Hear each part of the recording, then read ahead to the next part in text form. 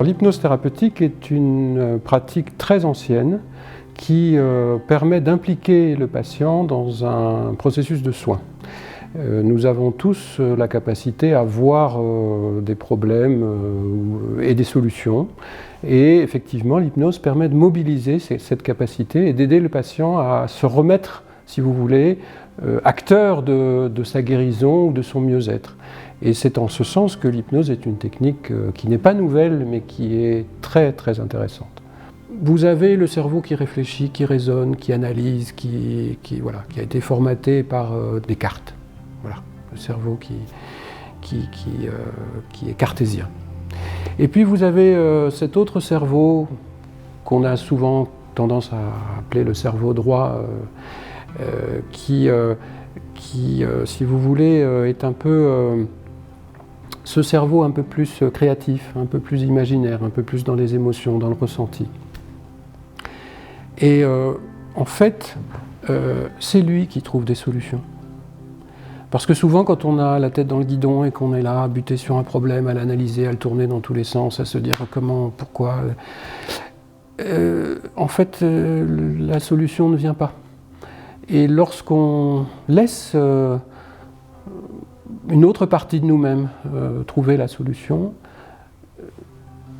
le cerveau la trouve. Et l'hypnose a permis... Une des forces de l'hypnose, c'est ça. C'est de mobiliser cette partie de nous-mêmes qui est capable de trouver des solutions. Le patient est acteur de son processus de soins et de guérison. Et donc ça, c'est très important pour son positionnement dans le processus. Et puis aussi parce que ça améliore la relation thérapeutique. Je pense que l'hypnose est une école de savoir-être et qu'aujourd'hui, on a une médecine, on va dire, traditionnelle, qui est de plus en plus technologique. Et je considère qu'effectivement l'hypnose est une des voies qui nous remettent en synchronisation avec le patient et nous aident à avoir une relation thérapeutique beaucoup plus humaine.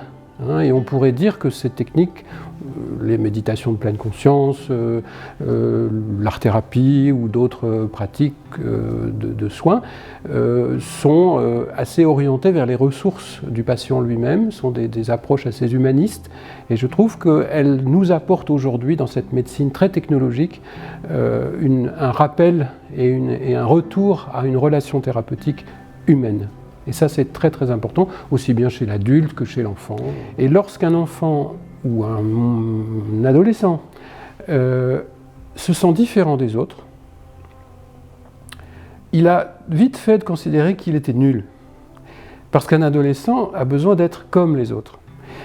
Un adolescent diabétique, un adolescent épileptique, un adolescent qui a un handicap, même invisible, je pense en particulier à l'épilepsie parce que c'est mon domaine de travail, sait qu'il est épileptique, ne se rend pas compte du moment où il va faire une convulsion, craint le regard des autres et a une estime de lui qui est effondrée. Comme un enfant qui souffre d'obésité ou un enfant qui a de l'eczéma, X ou Y, etc., etc. Donc si vous voulez, à partir du moment où il y a une différence, et en particulier chez l'adolescent, c'est un risque de chute de l'estime de soi, de la confiance en soi et donc de dévalorisation.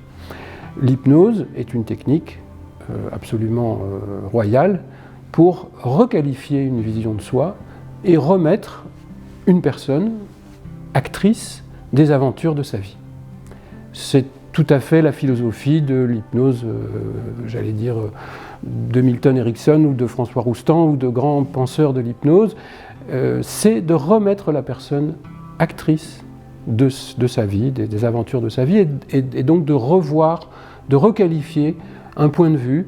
Et donc voilà, nous utilisons beaucoup l'hypnose pour la confiance en soi actuellement, avec des résultats tout à fait spectaculaires, tout à fait durables également. Et on voit bien que les adolescents qui ont facilement tendance à être un peu dans la rébellion, qui est quelque chose d'assez sain et normal, ils adhèrent. D'abord parce que ça leur rappelle une activité qu'ils ont eue plus jeune, donc c'est un peu une cure de jouvence. Et puis aussi, ils ont le sentiment de commencer à prendre les rênes de leur vie. Et ça, c'est extraordinaire. Je ne vous ai pas parlé effectivement de tout le domaine de la douleur et de l'hypnoanalgésie. Toutes ces techniques sont maintenant, on peut dire, assez couramment utilisées dans les blocs opératoires, dans les salles d'urgence, etc. Et on voit bien que le vécu, le ressenti, j'allais dire même presque le souvenir que le patient peut avoir de ces moments difficiles est transformé. Et que les soignants eux-mêmes se sentent transformés de cette relation où on n'est plus dans quelque chose dans la culpabilité du soignant qui se sent un petit peu obligé on est dans une co-construction. Et donc le ressenti est meilleur pour tout le monde. Je dois insister aussi sur le fait que les institutions commencent à se rendre compte que les durées de séjour diminuent, que les récupérations post-opératoires sont plus rapides, que donc cela a un impact économique. Et on sait aujourd'hui les coûts de la santé qui font que tout ce qui peut permettre de maîtriser un peu mieux les coûts est intéressant et bon à prendre. Et l'hypnose nous montre tous les jours les bienfaits que cela peut avoir. Je pense qu'il ne faut pas du tout concevoir l'hypnose comme de manière tranchée, systématique, en disant ça remplace le médicament. Il y a des tas de situations où on ne peut pas faire autrement que d'utiliser certains médicaments, mais ce qu'apporte l'hypnose va être tout à fait complémentaire. Je vais prendre un exemple, chez les enfants hyperactifs dont on parle beaucoup en ce moment, les molécules peuvent être intéressantes pour stimuler les fonctions d'attention, mais en revanche, elles n'aident absolument pas les patients, les enfants, sur les aspects de confiance en soi. Et l'hypnose, pour rebooster la confiance en soi, c'est tout à fait efficace. Donc c'est une situation où les approches vont être complémentaires et où surtout le patient se sent à nouveau acteur de son destin et de son devenir. Et donc ces techniques connaissent aujourd'hui un regain, puisque encore une fois je l'ai dit, elles existent depuis fort longtemps, mais les patients ne s'y trompent pas, puisqu'ils retrouvent dans ces pratiques, dans ces approches thérapeutiques, un bien-être qu'ils savent repérer et j'allais dire maintenant demander, parce que beaucoup de patients disent est-ce que je ne pourrais pas, par l'hypnose, améliorer ma situation.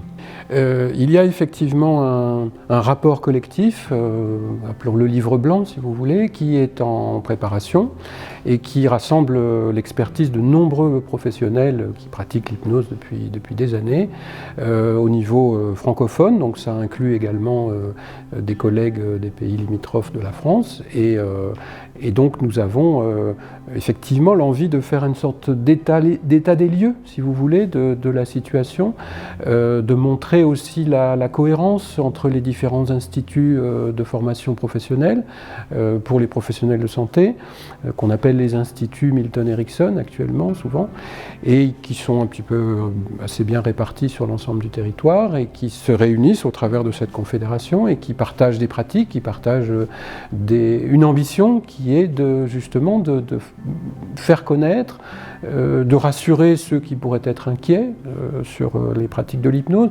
Je ferai une petite parenthèse sur cet aspect-là. Si vous voulez, comme je vous disais en préambule, l'hypnose est un état de conscience tout à fait physiologique qui ouvre, si vous voulez, vers un état, on pourrait dire, de rêverie éveillée et qui permet de se laisser aller à trouver des solutions. Bien. Quand on est dans cet état de rêverie, tout est possible. On peut dire, comme lorsque nous étions enfants, on dirait qu'on serait des Indiens. Et donc, à partir du moment où on peut se laisser aller à des hypothèses qui vous font sourire, visiblement, eh bien, on peut aussi se servir de ces états, enfin de ces techniques pour faire sourire et divertir. C'est un outil de divertissement tout à fait intéressant. Et donc, je fais allusion à ce qu'on appelle l'hypnose de spectacle. Beaucoup de gens sont un peu inquiets en pensant que nous faisons du spectacle avec les patients et qu'il y a des pratiques, effectivement, de gens qui chercheraient à abuser des patients ou abuser de leur crédulité en leur faisant croire à une guérison tout à fait factice. Donc ça, c'est un point qui, nous, ne nous inquiètent pas, mais qui nécessitent une certaine rigueur dans la formation des professionnels. Et effectivement, autant nous n'avons pas de problème avec l'hypnose de spectacle, qui fait son job dans son champ de compétences et qui le fait très bien et qui remplit les salles, même si des fois, bon, on peut dire que c'est un peu brutal, mais enfin, en revanche, nous sommes assez rigoureux sur le fait de ne, comme je vous disais tout à l'heure, c'est pas parce qu'on sait faire de l'hypnose dans la rue ou pour faire du show dans la rue qu'on est à même et capable de s'occuper d'un patient en souffrance. Et donc ça, je pense que vis-à-vis des pouvoirs publics, il faut qu'il y ait une ligne claire, en tout cas pour la CFHTB, la ligne est très claire. Il y a l'hypnose thérapeutique, médicale, par les infirmières, etc., pour les professions de santé. Pour nous, ça c'est une limite importante, enfin une frontière importante qu'il faut respecter. Et je pense que ça sera là encore gagnant-gagnant. C'est-à-dire que si les pouvoirs publics et les professionnels de santé sont d'accord sur cet aspect, je pense qu'ils sont d'accord sur cet aspect-là, voilà, il n'y a pas grand-chose à craindre. Il faut quand même distinguer, si vous voulez, le fait de savoir pratiquer l'hypnose et puis d'être soignant, d'être thérapeute. Ce n'est pas la même chose. Être thérapeute, c'est une profession, alors il y a différentes manières d'être thérapeute, si vous voulez, mais ce n'est pas parce qu'on a appris les techniques d'hypnose qu'on est forcément thérapeute. Donc, voilà, je pense que nous faisons quand même, en tout cas en France, très attention, et avec les pouvoirs publics et au sein de la Confédération francophone d'hypnose et thérapie brève, la CFHTB, tous les professionnels engagés dans cette confédération sont très attentifs à l'éthique, aux chartes professionnelles, au respect des règles déontologiques, de relations aux patients. Et voilà, on a quand même des obligations de soignants. Et donc, bien souvent, ces formations les formations sont réservées aux professions de santé. Et personnellement, je pense qu'il faut garder cette ligne de sécurité parce que, encore une fois, devenir thérapeute, c'est pas inné, ça prend du temps, c'est une formation. Les médecins ont cette formation, les infirmières dans leur champ de compétences, etc., etc. Les orthophonistes vont dans leur champ de compétences également. Mais voilà, c'est pas parce qu'on a appris l'hypnose qu'on sait s'occuper d'un patient nécessairement. On enrichit sa pratique de l'utilisation de ces techniques, qui peuvent être des techniques d'hypnose conversationnelle ou qui peuvent être des techniques d'hypnose plus formelles avec des récits. Chez l'enfant, chez l'adolescent, on utilise beaucoup les contes métaphoriques. Ce peut être également des techniques d'hypnose plus qu'on appelle par exemple provocatives, où on va utiliser des techniques un petit peu comme ça, un peu surprenantes. Bon, voilà, il y a différents types de techniques. Mais on est toujours dans une relation de soins. Voilà. Et donc, moi personnellement, je considère que je fais partie d'une nouvelle génération de médecins qui pratiquent l'hypnose, c'est-à-dire que je viens du monde de ma spécialité, de mes pathologies, des patients que je connais depuis longtemps. Et je viens chercher l'hypnose pour régler des problèmes que je ne peux pas régler avec des médicaments ou d'autres outils disponibles. Je trouve que le fait que les spécialistes d'organes, on appelle ça comme ça, c'est un jargon un peu technique, mais viennent chercher pour des pathologies qu'ils connaissent très bien les ressources que peut apporter l'hypnose, c'est un signe de vitalité très intéressant parce que ça veut dire que l'hypnose investit des champs de spécialité très pointus. Vous voyez, le cardiologue, le spécialiste du rein, le neurologue, etc. C'est un stade, je dirais, après celui de l'hypnothérapeute polyvalent, qui n'est plus forcément tout à fait capable de gérer tous les champs de la pathologie.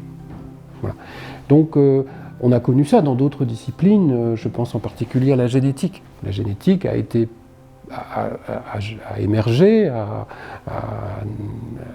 s'est étoffé, a pris une importance aujourd'hui absolument considérable en médecine, dans la connaissance et la compréhension des maladies, et peut-être même plus tard dans la définition de traitements qui vont être plus spécifiquement ciblés pour telle personne avec son bagage et son patrimoine génétique. C'est ce qu'on appelle les thérapies ciblées, hein, ou la médecine personnalisée. Eh bien, la génétique aujourd'hui est tellement vaste qu'il n'est plus possible de maîtriser tous les champs des anomalies chromosomiques, de la génétique des cancers, de la médecine fétale, etc., etc. Je pense que l'hypnose est en train d'aller sur ce chemin, c'est-à-dire de prendre un ancrage, une emprise tellement importante en médecine aujourd'hui qu'il y a des gens qui vont être spécialisés dans les addictions, des gens qui vont très très bien faire la gestion de la douleur, des gens qui vont utiliser ça pour la confiance en soi, etc., etc. Et qu'effectivement, on arrive à un niveau maintenant supérieur de compétences et de complexité. Et donc ça, je pense que c'est un très très bon signe de vitalité de ce domaine. Un mot sur la recherche qui est encore insuffisante. Il y a des chercheurs tout à fait éminents, comme par exemple le professeur Fémonville ou d'autres qui travaillent depuis des années sur l'étude en neurosciences de ces états de conscience, d'essayer de comprendre quelles sont les zones activées, comment on peut aller sur par exemple des processus de guérison, comme par exemple la douleur chronique, hein, qui est un phénomène extrêmement complexe. Voilà, il y a de la recherche, mais pas suffisamment. Et je pense qu'il faudra que nous travaillions également à la définition de circuits pour promouvoir la recherche dans le domaine de l'hypnose, des prix, des bourses de recherche, des démarches à ce niveau pour que nous puissions mobiliser des fonds pour permettre à des jeunes de s'investir dans ces projets. Les jeunes sont très motivés, j'en vois tout le temps à l'université. Ils me demandent de venir assister aux séances que je fais. Beaucoup aimeraient faire des Master 2, des thèses de sciences, enfin des choses comme ça. Donc les motivations et les énergies nouvelles sont là. Il faut structurer la recherche en hypnose. Il y a des champs comme l'imagerie, des champs comme la métabolomique, des champs comme l'évaluation cognitive. Il y a des tas de champs de recherche qui vont être très très importants. Et je pense que tout cela alimentera les nouvelles approches de soins, les nouvelles approches thérapeutiques, et que là encore on sera dans du gagnant-gagnant.